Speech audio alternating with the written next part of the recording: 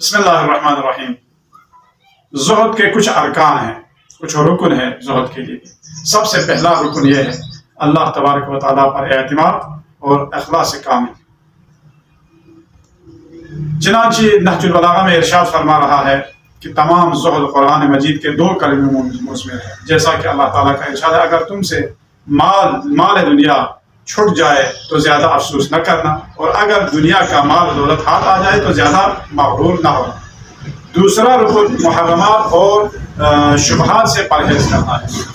کبھی حرام چیزوں سے انسان کا واسطہ پڑتا ہے، وہاں زہد واجب ہے، یعنی محرمات کا ترک کرنا واجب ہے، لیکن کبھی انسان کو مکروہات سے بھی واسطہ پڑتا ہے، جہاں زہد مستحب ہے، جس میں ممکن ہے مباحات کا بھی ترک کرنا شامل ہو، اور کبھی انسان کو اپنی ضروریات زندگی کا سامنا کرنا پڑتا ہے جن کو ترک کرنا اس کے مفاد میں نہیں ہے، پھر بھی وہ اس سے کنارہ کشی اختیار کرے تو اسے زہد مذموم کہا جاتا ہے، یعنی ضروریات زندگی سے استفادہ نہ کرنا۔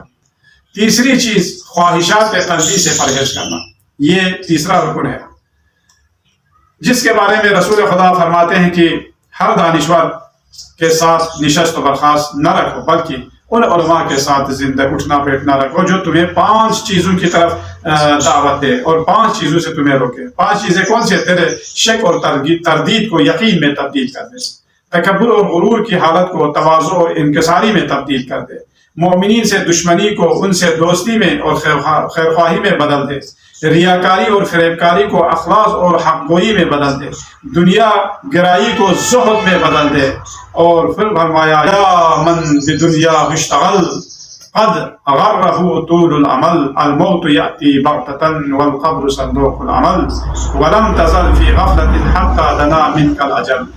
یہ فرمان ہے۔